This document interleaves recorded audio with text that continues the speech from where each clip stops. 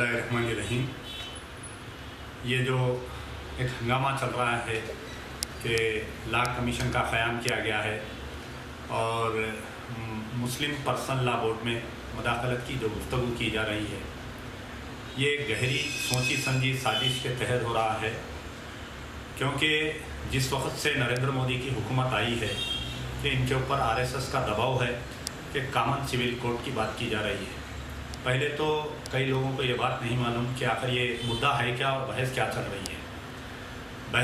मुद्दा ये है कि धीरे धीरे करके मुसलमानों को, जो हिंदुस्तान में मुसलमान, सारे दुनिया का मुसलमान कहीं भी रहने दो, उसके लिए सबसे पहले ये है कि कुरान के बताए हुए रास्ते पर चलना चाहिए और अल्लाह के क़ानून पर चलना चाहिए। अगर वो कुरान के बताए हुए रास्ते पर या अल्लाह के क़ानून से यानी शरीयत से हटकर अगर कोई गुफ्तगू करेगा तो उसमें कोई भी मुसलमानियत बाकी नहीं रहेगी। अब हिंदुस्तान में जब से नरेंद्र मोदी की हुकूमत आई है, मुसलसल कोई ना कोई इशू से मुसलमानों के जज्बात को ठेस पहुंचाने के लिए मुसलमानों के, कभी कोई बीजेपी का लीडर एक बयान दे रहा है कि कुरान की आयत को तब्दील कर देना चाहिए, कभी जिहाद के ऊपर गुफ्तगू कर रहे हैं। तो ये असल क्या है कि 2.5 साल से जब से नरेंद्र मोदी की हुकूमत आई है कि कई वादे किए थे हिंदुस्तान की आवाम के लिए, हिंदू मुसलमान के लिए, लेकिन उन वादों को पूरा नहीं किया जा रहा है। और जो लूज़ एलिमेंट्स, जो क़त्ल-ए-आम मुसलमानों का हो रहा है, कहीं बीफ के नाम पे, कहीं गाय के नाम पे, कहीं किसी छेड़खानी के नाम पे, कहीं लव जिहाद के नाम पे, इन तमाम मुद्दों को छुपाने के लिए इनकी नाकारा हुकूमत के पेट्रोल के रेट्स बढ़ रहे हैं, एसेंशियल कमोडिटीज़ के रेट्स बढ़ रहे हैं। ये तमाम मुद्दों को छुपाने के लिए ये एक मुद्दे को बहस में लाया गया है कि मुस्लिम पर्सनल लॉ बोर्ड में मुदाखलत करना चाहिए। दूसरी चीज़ कि इस्लाम में ख़वातीन को तहफ़्फ़ुज़ देना चाहिए और इस्लाम में, अरे इस्लाम जो मज़हब है, इस्लाम आया किस लिए दुनिया में? ख़वातीन की इज़्ज़त को बचाने के लिए। उस वक़्त जब कि दुनिया में बच्ची, अगर किसी के घर में लड़की पैदा होती थी, एक ऐब समझा जाता था तो और उसको ज़िंदा दफन किया जाता था। ऐसे वक्त पे इस्लाम आकर ख़वातीन को तहफ़्फ़ुज़ दिया, ख़वातीन को हिफाजत किया। तो ख़वातीन के हिफाजत का मसला एक मानों में इस्लाम है।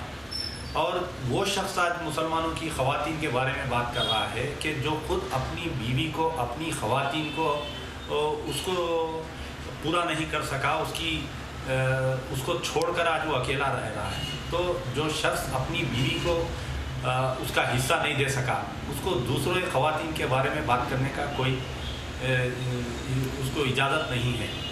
दूसरी चीज़ कि एक तरफ लॉ कमीशन का क़याम किया गया है और ये लॉ कमीशन मुसलमानों से या हिंदुस्तान की आवाम से कई सवालात कर रहा है। कल शाम में all India Muslim personal law board एक फ़ैसला किया है। All India Muslim personal law board यकीनन एक ऐसा इदारा है जो तमाम मुस्लिम तंजीमें, सियासी, गैर सियासी, तमाम फ़िरक़ों की नुमाइंदगी करने वाला है। तो वो कल एक फ़ैसला कर चुका है कि हम लॉ कमीशन का बायकाट करेंगे, चाहे वो कौन सा भी मसला हो। अगर जब मुस्लिम पर्सनल लॉ बोर्ड ये फ़ैसला कर चुका है तो तमाम सियासी, गैर सियासी जितने भी फ़िरक़ों के नुमाइंदे हैं, ये सब मुस्लिम पर्सनल लॉ बोर्ड की बात को मान रहे हैं। ख़ुद मजलिस बचाओ तहरीक का भी ये फ़ैसला है कि मुस्लिम पर्सनल लॉ बोर्ड जो बात करेगी हम उसकी तायीद करेंगे। लेकिन अचानक इसमें एक सियासी लीडर हमारे असदुद्दीन ओवैसी साहब कल मुस्लिम पर्सनल लॉ बोर्ड की प्रेस कॉन्फ्रेंस ख़त्म होने के बाद में वो खुद एक प्रेस कॉन्फ्रेंस बुलाकर दारुसलाम में ये बोले कि नहीं, हम लॉ कमीशन की बात को मानेंगे। तो मुझे ये बात याद आई और आज के अखबार सियासत में भी ये बात वाज़ेह कर दी है कि मैं हमारे हिंदुस्तान के मुसलमानों को एक बात याद दिलाना चाहता हूँ कि बाबरी मस्जिद का जब मुहिम चल रहा था तो इनके वालिद सुल्तान सलाहुद्दीन ओवैसी बारहा जाके मीटिंग कर रहे थे विश्व हिंदू परिषद वालों से, और गवर्नमेंट की एक कमेटी, उस वक्त पीवी नरसिम्हा राव एक कमेटी बनाया था। उस कमेटी में जाके आप विश्व हिंदू परिषद, बीजेपी के लीडर एल.के. अडवाणी, विष्णु हरी दालमिया, ये तमाम लीडरों से बैठ के गुफ्तगू कर रहे थे, जबकि सारे हिंदुस्तान के मुसलमान पीवी नरसिम्हा राव की बनाई हुई कमेटी का बायकाट करने का ऐलान कर रहे थे। और बारहा सारे तंजीमें बोल रहे थे कि 6 दिसंबर 1992 के दिन बाबरी मस्जिद को शहीद कर दिया जाएगा। लेकिन इनके वालिद सुल्तान सलाहुद्दीन ओवैसी मीडिया के द्वारा, अखबार के द्वारा हिंदुस्तान के मुसलमानों को ये तयक़ुन दिला रहे थे कि कुछ नहीं होने वाला है, बाबरी मस्जिद नहीं टूटने वाली है। बाबरी मस्जिद जब टूट रही थी उस दिन भी इनके वालिद का बयान आया था कि मैं अभी पीवी नरसिम्हा राव से बात किया हूँ, उनसे मुलाकात किया हूँ कि कुछ दिन के अंदर बाबरी मस्जिद दोबारा तामीर हो जाएगी। ये गुफ्तगू 1 साल तक चलती रही। पहला जब बंद मनाए मुसलमान 6 दिसंबर 1993 में, तो बंद की भी मुखालिफत की गई। तो आज जो असदुद्दीन ओवैसी जो गुफ्तगू कर रहे हैं कि हम लॉ कमीशन को बात करेंगे, हम लॉ कमीशन से मुलाकात करेंगे, हम अपना एक हलफनामा दाखिल करेंगे। अरे जिस गांव को आपको जाना ही नहीं है उस गांव का रास्ता मालूम करने से क्या फ़ायदा, ये बोलिए। जबकि all India Muslim person law board तमाम तंजीमों की नुमाइंदगी ये ऐलान कर चुकी है कि हम लॉ कमीशन का बायकाट करेंगे। ये हमारा अंदरूनी मसला है कि चाहे वो तलाक एक वक्त पे बोलो या तलाक 3 महीने के अंदर बोलो, ये हमारा अंदरूनी मसला है। हम बैठ के उसको सुलझाएंगे। नरेंद्र मोदी की हुकूमत या हिंदुस्तान की कोई ताकत को इस बात की इजाज़त नहीं दे सकते मुसलमान के वो हमारी गुफ्तगू करें। तो आज असदुद्दीन ओवैसी ये बयान दे रहे हैं कि नहीं हम लॉ कमीशन को मानेंगे, तो ये वो गहरी सोची समझी साजिश है।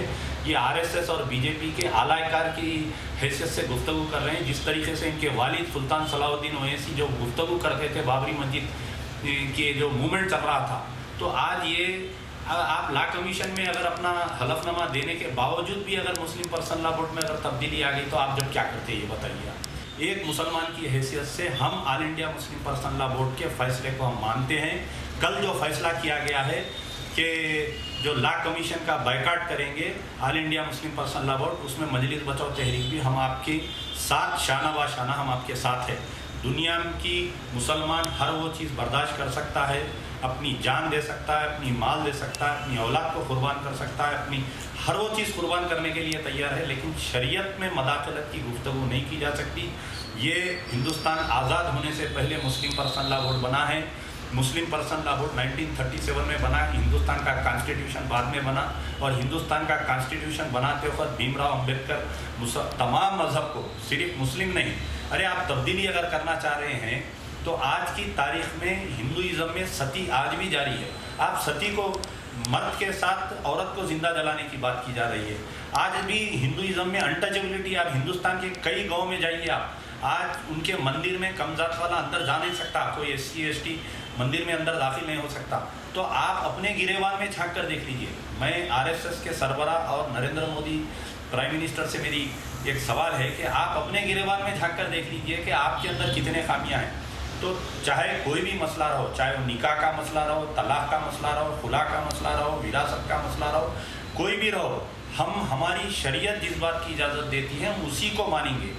यानी अब कॉमन सिविल कोड क्या कहे, कॉमन सिविल कोड, अब आप एक कॉमन सिविल कोड लाकर मुसलमानों के ये तमाम जो हमारी जो शरीयत है उसके अंदर मदाखलत की गुफ्तगू कर रहे हैं, ये बिल्कुल हम मान नहीं सकते। और हालिया जो वाक़या कल का जो टाइम्स ऑफ इंडिया अखबार जिसमें लिखा है कि 84 यानी 12 मिलियन नाबालिग लड़कियों की जिनकी उम्र 10 साल से कम है उनकी शादी हुई, तो 84% ऑफ द 12 मिलियन जो है वो हिंदू है, लड़कियां जिनकी शादी हो रही है।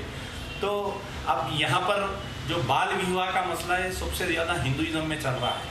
तो नरेंद्र मोदी की एक साजिश है, RSS की एक साजिश है कि मुसलमानों को पहले तो मुसलमानों को आपस में लड़ाए, फ़िरक़ों में तब्दील करे, उसके बाद में इनको फिर मीडिया के आज हिंदुस्तान में पूरा देख लीजिए, चाहे कोई भी मीडिया हो, चाहे आप ZTV का नाम लीजिए, चाहे आप स्टार न्यूज़ का नाम लीजिए, चाहे आप आज तक का नाम लीजिए, चाहे आप CNN IBN का नाम लीजिए, सिर्फ एक ही मुद्दा है कि मुसलमान ख़वातीन के लिए हम हुकूक़ के लिए लड़ रहे हैं। तो ये पूरा मीडिया जो है ये पेड मीडिया है। जिस तरीके से 2-2.5 साल पहले 6 महीने पहले से मोदी मोदी कर रहा था ये मीडिया, ये आज है समा ये वैसे ही एक गहरी सोची समझी साजिश के तहत चल रहा है। आज मजलिस बचाओ तहरीक बावजूद इसके कि all India Muslim person law board 25 साल से मजलिस बचाओ तहरीक को रुकनियत नहीं दे रही है, फिर भी हम आपके साथ हैं, हम फिर भी आपके फैसले को हम मानने के लिए तैयार है। मजलिस बचाओ तहरीक का एक एक कारकुन अपनी जान और अपनी माल व मता हर चीज़ कुर्बान करने के लिए तैयार है। जहाँ पर शरीयत की गुफ्तगू आएंगी हम हरगिज़ बर्दाश्त नहीं करेंगे।